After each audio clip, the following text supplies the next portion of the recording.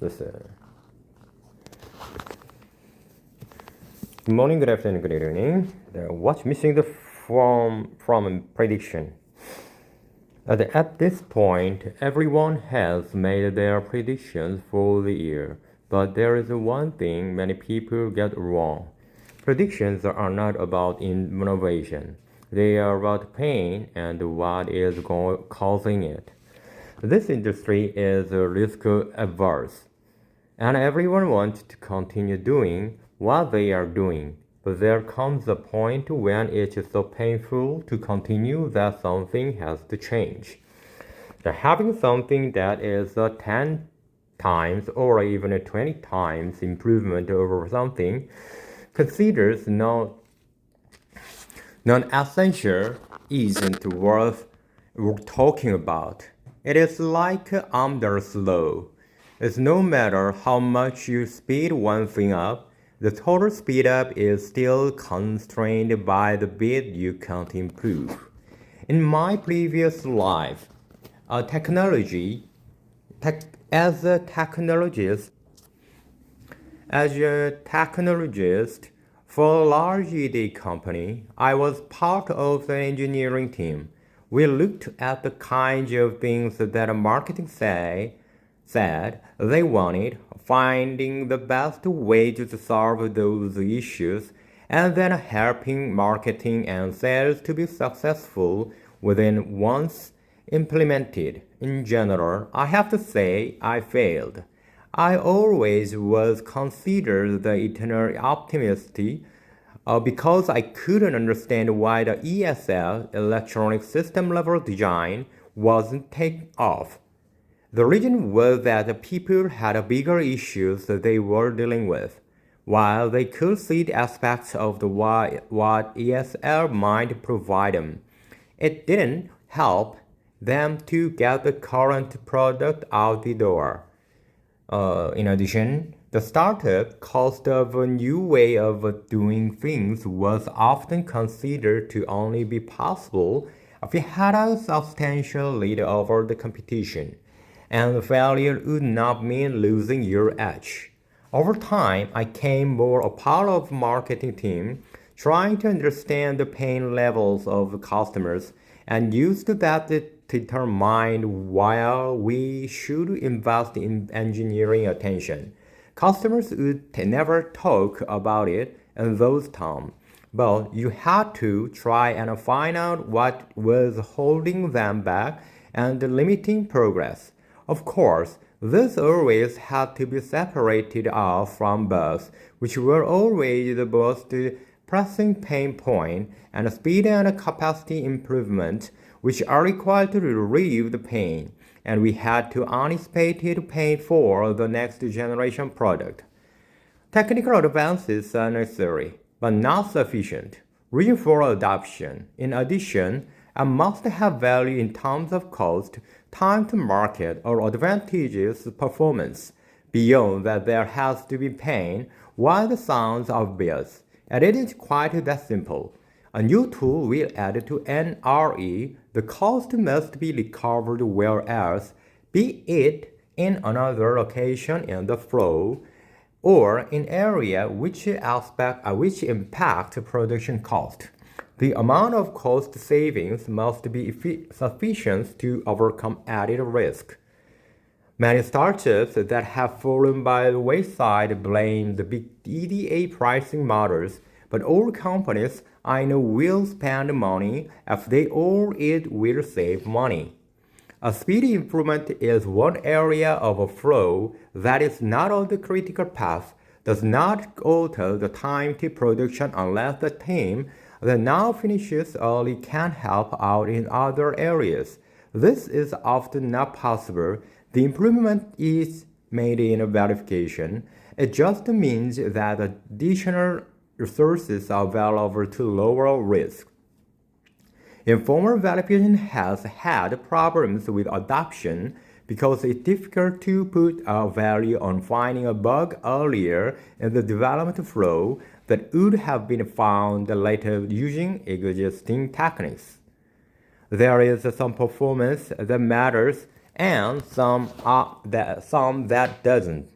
For example, if a system is memory bandwidth constrained, there is no point speeding up a processor. Also, there is no point trying to make a standard interface run above the defined performance because you lose interoperability. If you are in a closed environment, that may not matter, and absolute performance at any cost is better. Pain is a component of all of the above. It simply says, why bother trying to improve something that nobody cares about or does not have a defined benefit that swamps added risk? Without pain, if the most incredible technical advances are likely to be ignored, if the biggest and best companies get it wrong time and time again. One ED company publicly said for many years the chiplets would never become popular, and that all of the major semiconductor developers would continue to prefer monolithic silicon. The last part might be true. The pain became too great and chiplets provided a relief. Another company predicted that HBM would never succeed because it was too expensive. Fast forward a few years, and HBM manufacturers can't keep up with demand. For some markets, particularly those involved with AI, cost was not constrained, but many bandwidth and latency were. I see a similar thing going on today with UCIe. The existing user base is trying to predict the pain points they will have in the future and attempting to collectively solve the problem today. It's a very noble goal. In the past, teams like the International Technology Roadmap for Semiconductors, ITRS, faithfully produced a report highlighting why researchers and developers should be working on today to meet the needs of tomorrow.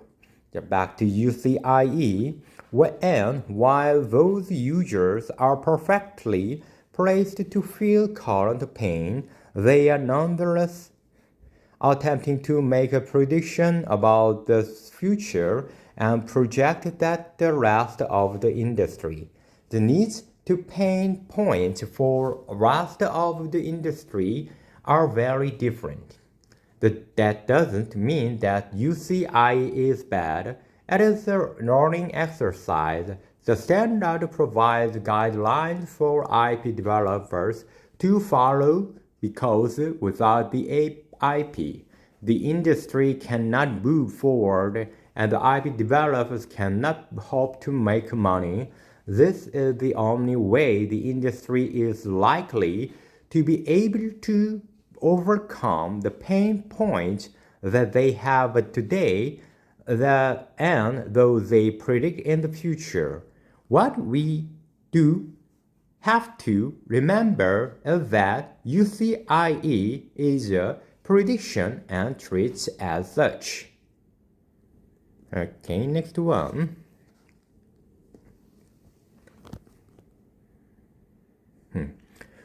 TSMC says all its sites operating following Taiwan quake. Taipei, January 21st, Reuters. People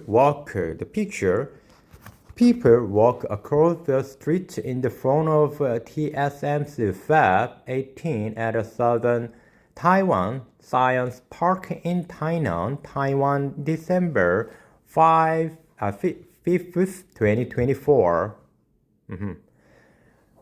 So the chip maker TSMC said on Tuesday that all its sites were operating following an overnight 6.4 magnitude earthquake in southern Taiwan that was centered on a mountainous rural area and caused only minor damage and light injuries. The Taiwan Semiconductor Manufacturing Company the dominant maker of advanced chips and major suppliers to companies including Apple and Nvidia, said it had evacuated workers and some sites in central and southern Taiwan as a precaution after the quake, which hit shortly past midnight on Tuesday. Post-earthquake structure inspection has been completed on all sites, and confirming that the structures are safe and operations are gradually resuming, it said in an emailed statement. Currently, the water supply, power, and workplace safety systems are functioning normally, and all TSMC sites are operating. Detailed infections impact assessments are ongoing. TSMC construction sites were unaffected and they will have continued regular operations following environmental safety checks, it added. So, the Taiwan Fire Department said 27 people were treated in hospital for their injuries following the quake, while Taipower said electricity had been restored by mid-morning for all 30,000 households impacted by blackouts. Taiwan lies near the junction of two tectonic plates and is prone to earthquakes. Taiwan's last major earthquake was in April, a 7.2 magnitude tremor that hit the east coast country of Hualien, killing 30 people. The technical roundup is newsletters bring the latest news and a trend straight to your index. Okay, reporting by okay. Yeah, and Samsung gets Nvidia's node to supply less advanced AI memory.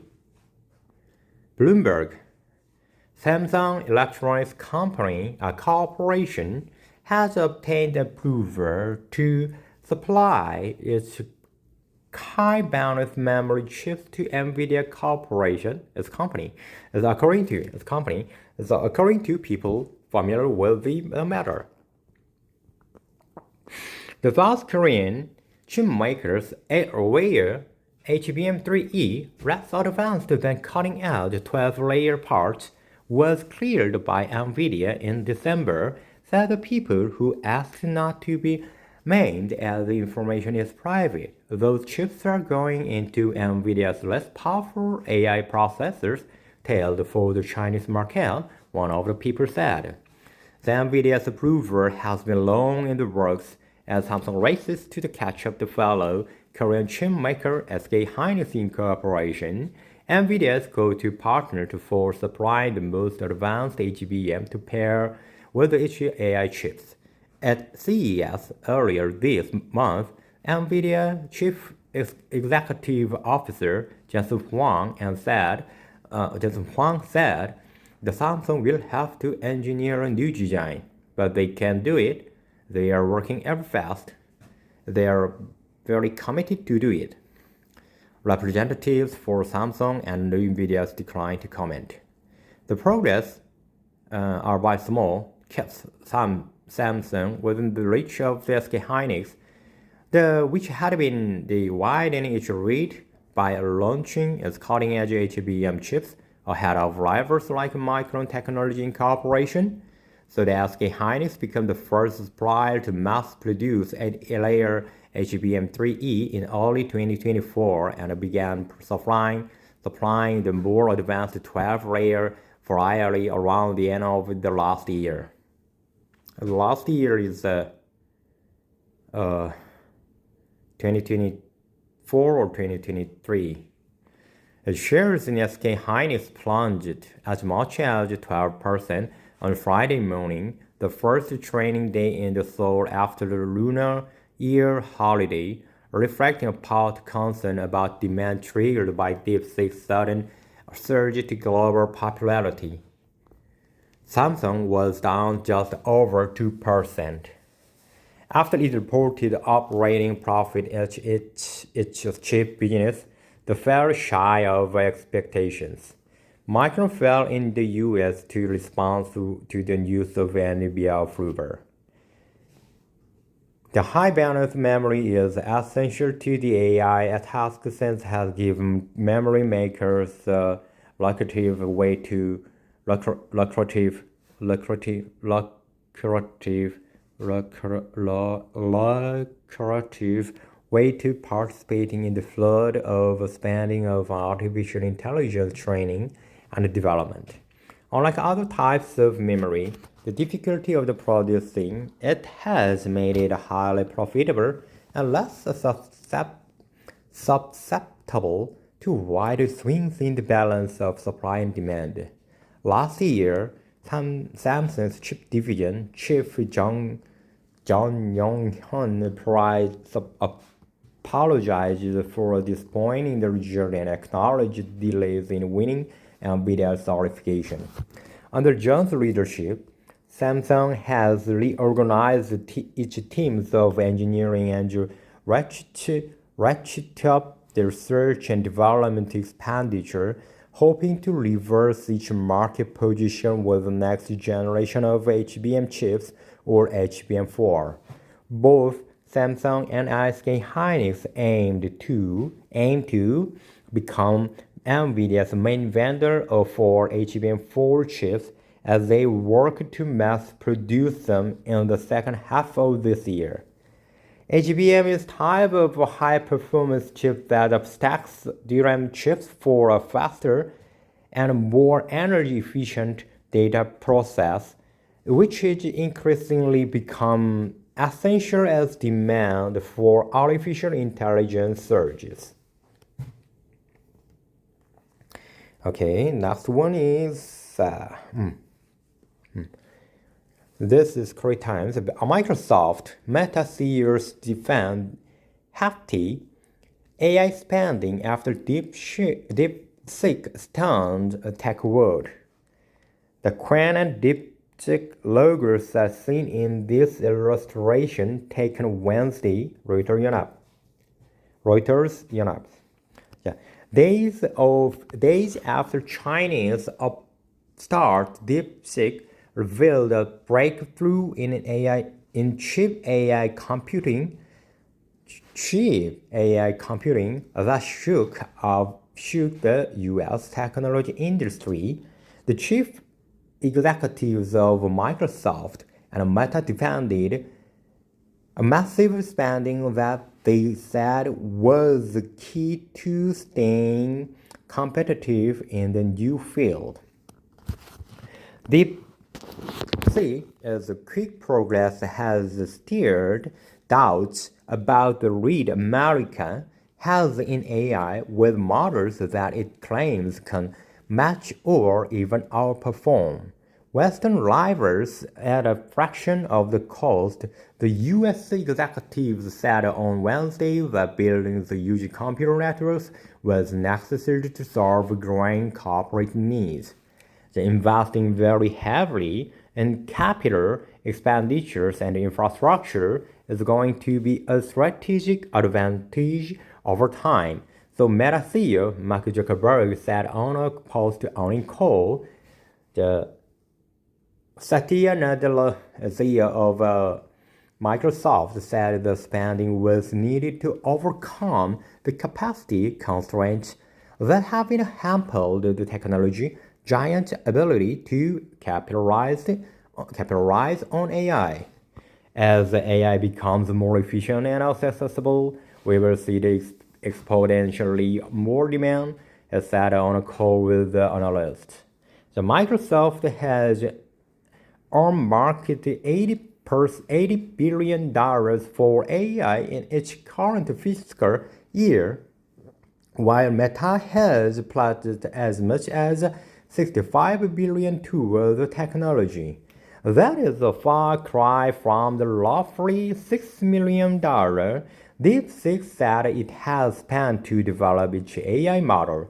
U.S. tech executives and Wall Street analysts said they reflect the amount spent on computing power rather than all development costs. Still, some investors seem to be losing patience with the hefty spending and lack of big payoffs. The shares of Microsoft, widely seen a front runner in the AI race because of its tie to industry leader OpenAI, were down 5% in the extended trading after the company said the growth in its Azure cloud business in the current quarter would fall short of the estimates. We really want to start to see a clear roadmap to what the monetization model looks like for all of the capital that has been invested, said Brian Mulberry, portfolio manager at Jack's Investment Management, which holds shares in Microsoft. Meta, meanwhile, sent mixed signals about how its bet on AI-powered tools were paying off with a strong fourth quarter but a lackluster sales forecast for the current period. With these huge expenses, they need to turn the spigot on in terms of revenue generated. But I think this week was a wake-up call for U.S., said Fortune Group analyst Daniel Newman. For AI right now, there's too much capital expenditure, not enough consumption. There are some signs, though the executives are moving to change that. Microsoft CFO Amy Hood said the company's capital spending in the current quarter and the next would remain around the $20.6 billion level seen in the second quarter. In fiscal 2026, we expect to continue to invest against strong demand signals. However, the growth rate will be slower than fiscal 2025, which ends in June, she said, Reuters. This is about the Rapidus. The Rapidus 2 reportedly installed 10 EUV chipmaking tools at its fab in Japan. Rapidus plans to install as many as 10 EUV lithography tools into each upcoming fabs in Japan, reports Transforce citing the Nikkan Kogyo Shimbun. The tools will be used for mass production of chips on a 2nm class process technology starting in 2027. Rapidus plans to install 10 EUV lithography machines, 10 machines in each IIM-1 and IIM-2, IIM-2, M1 and 2 semiconductor production facilities, according to the Tsuyoshi Koike, the chief executive who spoke with Nikkan. In December 2024, the first EUV lithography equipment for Japan arrived at the new Chitose airport.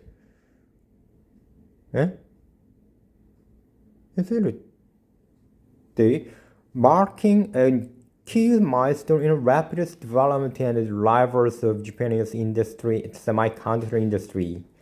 Tsuyoshi Koike did not disclose the schedule at which the company will install its EUV tools.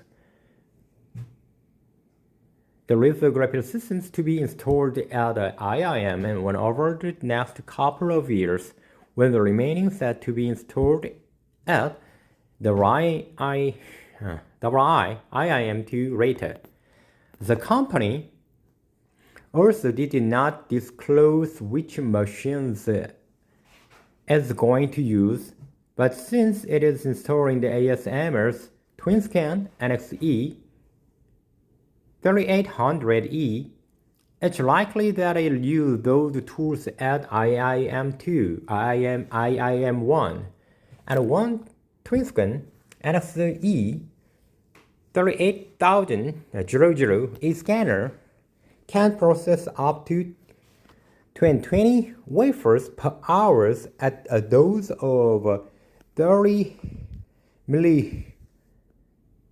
square centimeter meter, or 5,208 wafers per 2 hours, assuming that is available all the time, which does not usually happen as tools require service.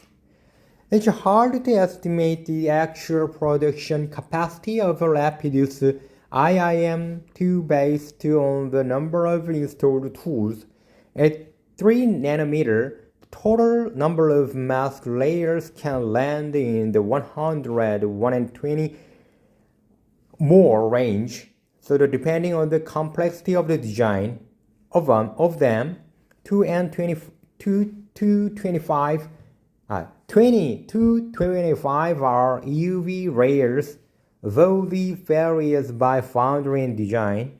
Assuming the Rapidus 2 nano-class process technology will feature 200 EUV layers, 20 EUV layers, then with 5 EUV tools with the descent of time, the foundry can support approximately 70,000 and 20,000 wafers per month at IIM-1. Of course, this is a very rough estimate and there are many moving parts here, so it should be taken with a grain of salt. The company aims to start 2 nanometer trial production at a pilot line IIM-1 in April 2025. By June 2025, Rapidus reportedly aims to deliver 2 nanometer chip samples to Broadcom, a major contract developer of AI and a communication processor that works with companies like Google and Meta. Rapidus aims to start mass production of 2 nanometer project and IIM-1 in 2027. The IIM2 facility will come online later. Okay, next one is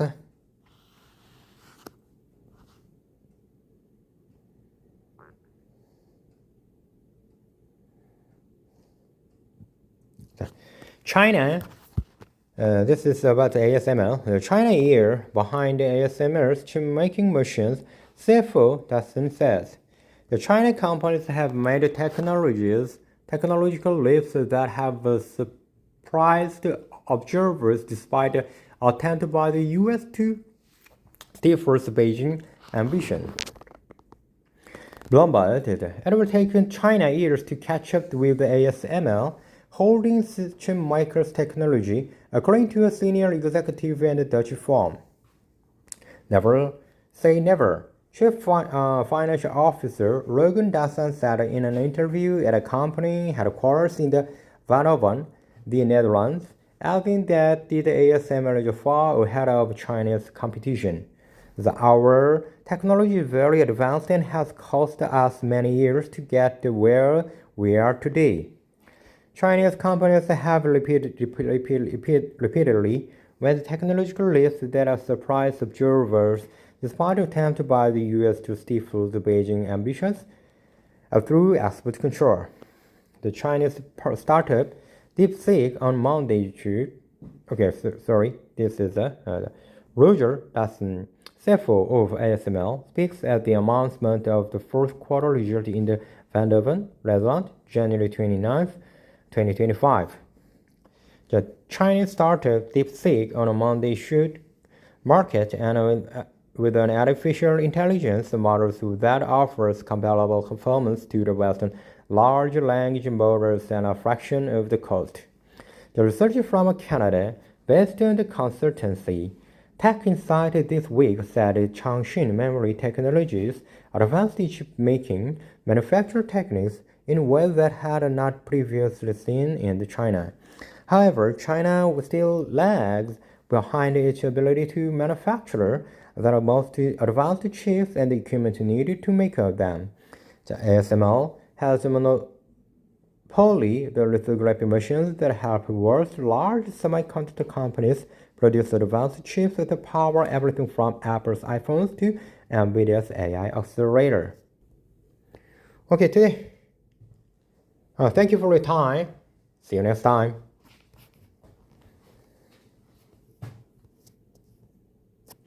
By the way,